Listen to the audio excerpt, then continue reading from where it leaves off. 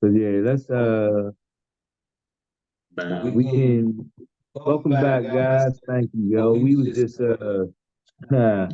we just chopping this one up, man, because as we closing out season 2, we made a few changes. We definitely want to improve upon what we've been doing. We appreciate all the feedback. Sneaky Reeky sent the Diplomat some really good feedback. Diplomat was sharing that with me. You know what I'm saying? I don't know if you want to like kind of hear what he was saying, anything. It was like he was just giving us different ideas in terms of like episodes coming up because you're looking for it. So, what was one like top 10 fantasy rap drafts? That's actually a good one. So, Sneaky Reeky, we're gonna give you credit for that one, bro, because before someone else hops out there and jumps on that, that's a good way for us to end out season 11. And it's gonna make us think. Nah, it's gonna make us think. So this is so at Sneaky Reeky Customs on IG, right? At Sneaky Reeky Customs. He does custom tennis shoes, sneakers. Does he do t-shirts and clothes? I know he does the sneakers. I've seen some dope He ass does sneakers. sneakers. I know he do the sneakers. I seen the sneaker battles that the joint that this nigga done had. He been on some lives with the sneaker battles. I done seen some of the back and forth dialogue. Like, yo, there's sneaker beefs, yeah. Like we talk about rap beefs, yo. There's sneaker beefs, yeah. Like real life, I didn't know, yo. Like I didn't know there was sneaker beef. So like I started actually paying attention to that, yeah. And I seen him in a battle, like a verbal dialogue with at least two cats. Yeah. You know what I'm saying? So, hey, so we're gonna give Sneaky Reeky the credit for the the fantasy draft of hip hop. So we'll put the parameters on it, and we'll pose this as a question to YouTube. We could do it like a starting five in the NBA. We pick your top five dead or alive, like Jadakiss would say. You know what I'm saying? And this is gonna be for you and I first, right? So you team Diplomat, I'm team Deakkon. Let's see if we can get this popping, yeah. Like, yo, March Madness just ended, dog. But let's see if yeah, who could draft the best top five dream team. And then we'll see if we can we'll put it to a poll and see whose teams get through. Sneaky Reeky, shout out, yo. Like if you want to jump down on this and promote that thing on your IG, bro. All praise due since you gave us the idea. Hop on it with us, young. So we'll do it like this, bro. I'm gonna give you the number one. I'll give you the first draft pick. We'll start 5 through 1. Right now? Yeah, oh, right now, dog. Like, you don't got rush. You need a little inspiration. Who's your favorite artist? Future? Nah, I mean, no. So no. So if you give me number one draft pick, No, you don't have. So you don't have to say who your number one person is. no. All you gotta do is draft who you feel like will make a top five. And damn, we need a notepad or something to. I got a memo pad on my phone. You know, I'm just say this joint on my phone. We'll go digital. Oh, this nigga pulled out a legit pad with no pen. my nigga. Oh, all right. Excuse me. Okay, yeah. It's 2024, y'all. I was gonna use the fucking apparatus. This nigga got a pen and paper, so there's all receipts. All right. So Team Diplomat is gonna draft first. Now the rules are You can't see it because the nah. background. Rules are the criteria. Let's write the criteria That's first. So one. we're gonna set the rules first for y'all because we actually might do this as a running poll. I like this. So the first thing is gonna be influence on the culture. So these aren't like weighted scores, but we could put points, assign points, whatever. But right now we're building the parameters of what makes somebody top five. All right.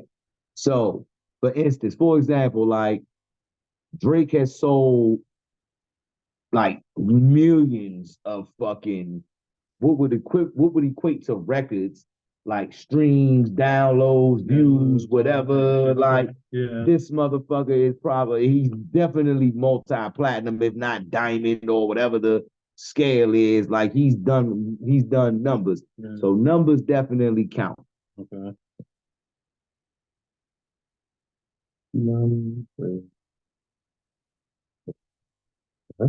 All right.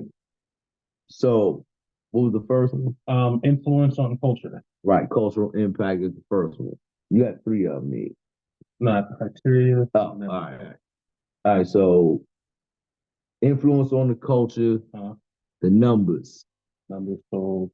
All right. Authenticity, number 3. Yeah. Are you as believable as your lyrics suggest you are? We personally, well, I ain't gonna speak for you. I only know a couple rap niggas. So I don't know a whole lot of them to be saying like I know, but there's some people that give off what they spitting. Oh, he would do that. I believe him. You know what I'm saying? I'm gonna just say that. I believe him, or I believe her that they would do that. You know what I mean? Yeah, would she do that? Yeah, I believe that. You know what I'm saying? But you would be surprised because as bad as Cardi B is, young, and Cardi, you are bad. I could see her being a chick that real live behind the scenes, like will sit back and cross her legs and be looking around waiting for people to like serve her. And she's the most articulate fucking woman on the planet. I could believe that shit. Cardi, if that is you, the Deakkon, Mosiah Senior _ the Deakkon on IG. Hey, yo, you miss 100% of the shots you don't take. And look, who the fuck knows? Who the fuck knows? Hey, Cardi, I got BDE. So, influence on the culture. Influence on the culture. Number sold. Authenticity. Yes. All right. Let's say respect. Let's say respect by their peers. And I'm trying to measure because I want to measure how many features an artist has appeared on because I feel like that shows respect to you being nice as an MC, or you might be popular. A nigga that everybody in the game fuck with. Your bars might not be the best, but everybody fuck with you, so they like, yo, we want this nigga on the track. Yeah. You know what I'm saying? Or he in the studio every time because he a cool ass nigga, so he just so happen. They don't do that shit no more. So I like dating myself. Niggas saying the track, force some lyrics on it, and then put that shit on the radio. But back in the day, niggas used to be in the studios vibing together and shit. So we got influence on the culture. We got the numbers, authenticity, and then the features, because features, I think it's a big one, bruh. Like that shows that you got skills and niggas wanted you on their music. So, all right. I don't want to separate fashion. I kind of feel like fashion goes into the cultural impact. Yeah. But oh shit, but the fashion part, entrepreneurship. How many of them that could fall under cultural impact, but I still feel like there's something special about if you're like a Master P or Dame Dash or Dr. Dre, somebody who took their shit and like Master P was If I got the story wrong, y'all can correct me or whatever, but I feel like Master P was the first dude that had that like crazy fucking distribution deal where he was an independent and basically he was using his label or the label priority to kind of like market him or whatever it might have been, but he was getting a way lion's share of his bread. And that's how he was able to run them numbers up. And he was really one of the people, Jay Prince too, was like schooling cats on how like stay away from the shit we seeing now, getting touched by and God damn it.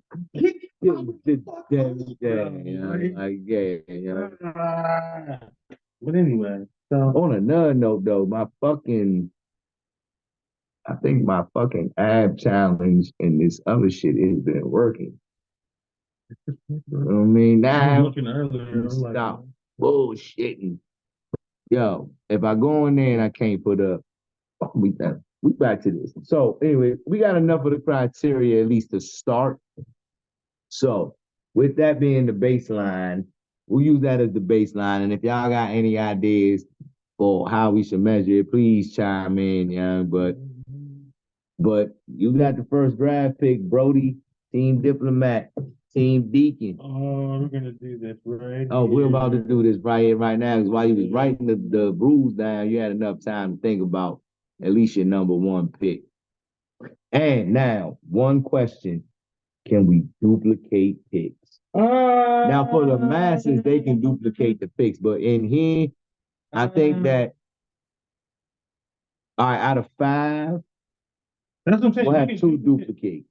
Limited to 2 duplicates. And then be original. Because if we agree, then we agree, and it would be a wash anyway. Yeah, that's what I'm saying. So then, like, yeah, we don't need to do that. So we'll call it, we could duplicate 2 MCs. And we might eliminate that anyway, because that's why you got the first pick. And it was supposed to be a hip hop battle, like you're building your dream team will win. So we probably shouldn't do no duplicates.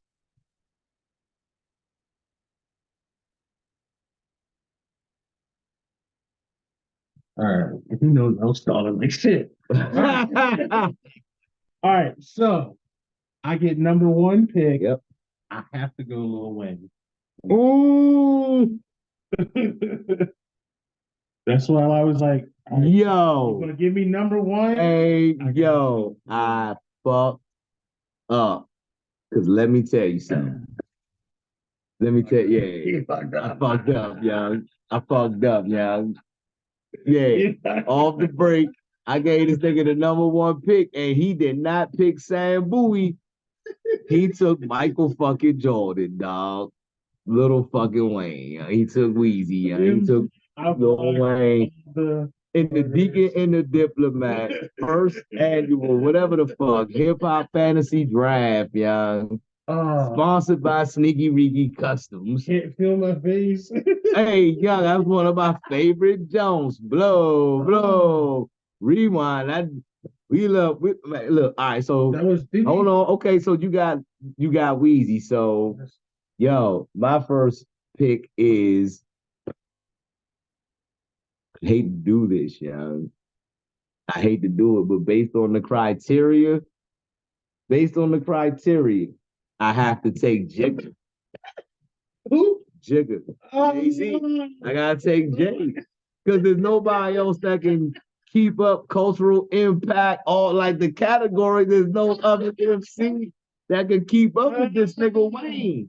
You picked the GOAT, yo. Like that just solidified. I just literally said Lil Wayne was the GOAT, dog. And I have been fighting it. Yeah, I have been fighting saying, but Lil Wayne is the GOAT, bro. Like he's the GOAT. Right now, he's the he's the GOAT. He's still and he's still doing it better than a line, like better than everybody, and he does it so it's like he's not. So don't take this the wrong way because we're gonna get back to this. But Wayne is Lil Weezy ain't a boring rapper. That's not what I'm saying. But he makes the shit look so easy. It's like it looks like he's bored. Or it seems like he's bored. It's like, all right, I could just go. Like literally, I'm gonna smoke 2 blunts and go out 16, nigga. I could do like 2,000 bars right now, but you really wanted me to do 16? Okay, I'm gonna pick. I'm gonna do my first two from here, and then I'm gonna pick bars 667 and 668 to say here, and that nigga will make 16 out of 2,000 bars and pick where he wants. So go ahead, your next pick. Before I do my next pick, I was going to say you mentioned influence on the culture. Now, I feel like thanks to Lil Wayne, and correct me if I'm wrong, if you were to be listening to a track and a beat comes on, and before anybody says anything, you hear a lighter flick. So you know that's Wayne. You know that's Wayne. You know that's You Wayne. know you gotta go off. So it's like that's almost the sound of a lighter is almost synonymous with Lil Wayne. So yeah, that's what I'm saying. You picked a good number one pick because while Truck Fit wasn't like a huge cultural, like maybe in the South it was, but the nigga had a clothing line. So whether it was $1 million clothing line or whatever that was multi-billion dollar, whatever, he had a clothing line, which means he made it to that level where somebody felt like if they made clothes for this nigga, people were gonna buy it. Yeah. So that's cultural impact. You know why I call it the truck fit? Them. Well, so I was watching something one time and he was talking about when he was growing up, to where I guess with his family he couldn't afford to go to the store and get his clothes from a truck. But it was one of those kind of outfits to where the other kids knew, oh, you got that out from the truck, oh, you got a truck fit type shit. So and so growing up. All right, so my pick now, so we gonna alternate. You went the first pick. We'll do a serpentine draft. Yeah, that's fair. That's fair. All right, so once again, this is based on the criteria if of based on the criteria, and this might shock you because I think you think I'm gonna go with Marshall Mathers, but I'm not gonna go with Marshall Mathers. I'm actually gonna go with Ice Cube. Ooh. Yeah, 10 minutes. That's perfect. Yeah. We should be able to wrap this up. I'm going with Ice Cube. Ice Cube, we're gonna have to make the reasons why quick. Okay. Ice Cube, because Ice Cube's been doing it for forever. He don't even have to rap no more, but Ice Cube is still relevant. And Ice Cube started an effing basketball league. Not only does he have a production studio in Hollywood, he's got platinum albums, he's got certified beefs that he's won. He's been in rap beef, he's been in everything hip hop, and now he's branched off into entertainment. He's doing sports. He's got the big three league, bro. Ice Cube, bro. All those criteria is my second pick, bro. That's fair. More than fair, nigga. I'm gonna win. We got 10 minutes, so Yeah. I mean, all right. I'm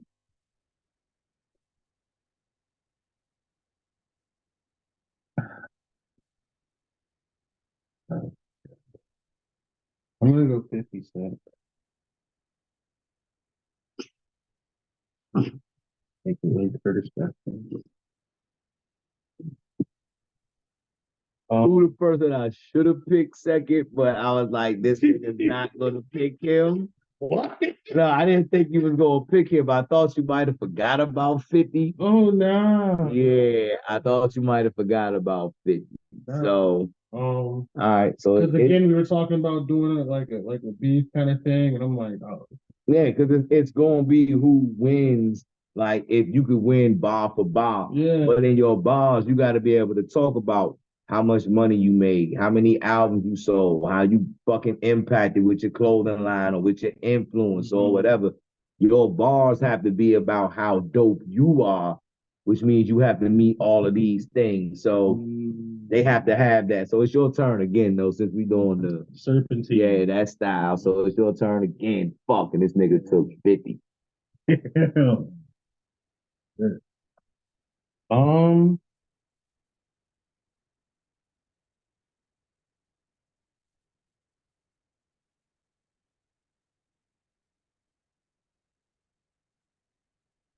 Lucas.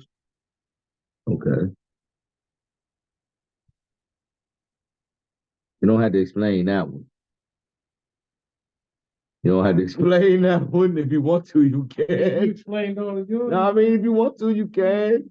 That's an odd choice. I just was like, all right. I guess you looking at the Fast and the Furious. I mean, yeah, but not even this bad. It's like, yeah, that's a fact. I don't think a lot of cats respect Ludacris, is what it is. Like, and I think Ludacris he seems like an asshole. So he got locked into that Fast and Furious on a contract, but Ludacris ain't really like impactful to me. His flow was dope. He sold albums. Like that nigga made good songs. I can't lie, the nigga could rap.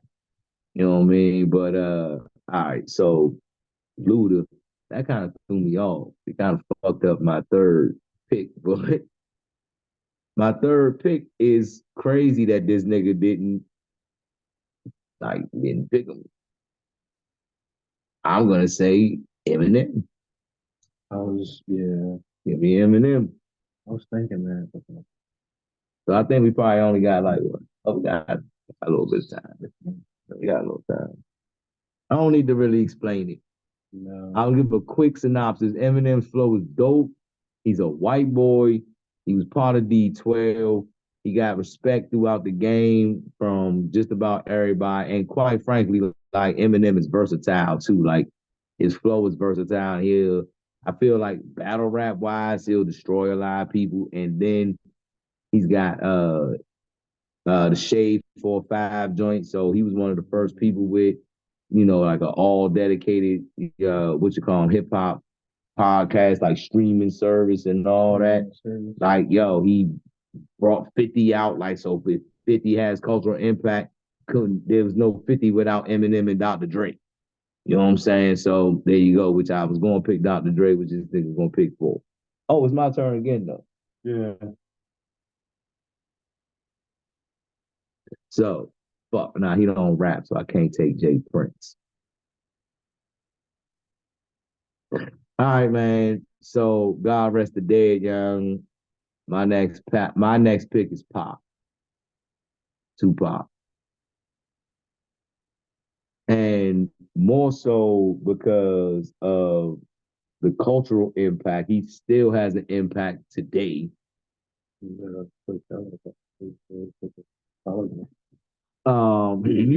His music definitely was stand up. I feel like the authenticity was definitely there. So if nothing else, he checks 4 out of the 5 boxes, right? What was the first one? Influence on culture. Yeah, definitely. Authenticity. Hold on. Second one? Numbers sold. Yeah, he does numbers. Features. I don't know how many features he was on of other people's, but entrepreneurship. I'm pretty sure like Pac had a rack of features of his that were on his. So yeah, all right, next. It's up to you. Yeah. Yeah. Since we're going back to this list and looking at all that, I'm gonna go T-Pain. Because he's had a recent explosion with a lot of his like partnerships and deals and things like that. Like Chime. He's been a big I don't know if it's Twitch or Kick, he's been a big streamer for a while. On the low, I feel that T-Pain was the inventor of auto-tune. Not the inventor, but like he brought it to the forefront. Yeah, he definitely made it popular. Yeah. T-Pain made auto-tune popular. Which is crazy. As a singer, he doesn't even need auto-tune. But nigga can actually sing. Like that. Oh, like that nigga could sing. That was the craziest moment I had. All right.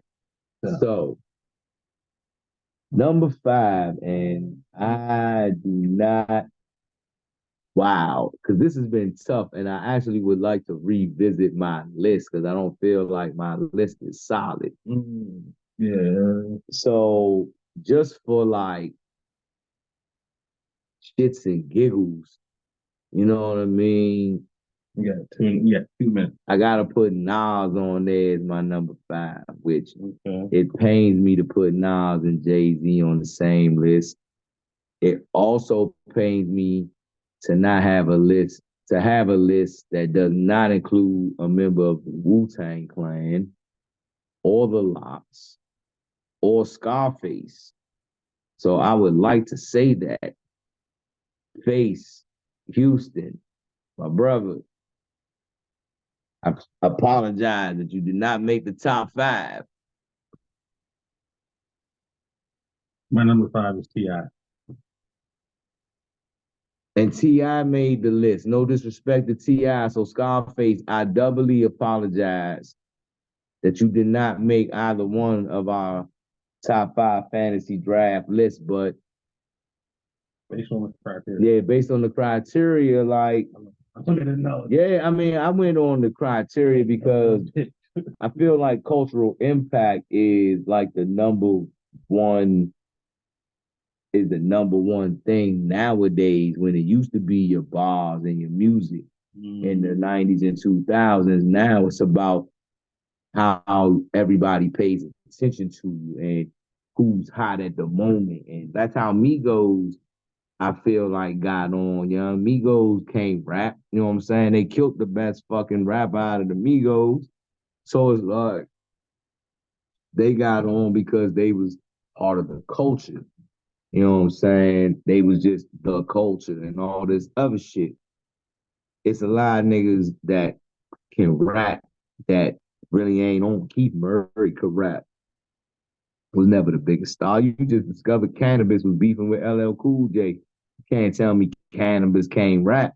No. But when you look at them, then when you look at them 5 things in terms of the criteria, does Cannabis hit that in terms of, you know what I mean? So anyway, good top 5, man. This was cool too with a little break, but we're gonna sign off. Yo, Deakkon and the Diplomat. Yo, we'll holler at y'all next week. Y'all be easy, man. One. Yeah.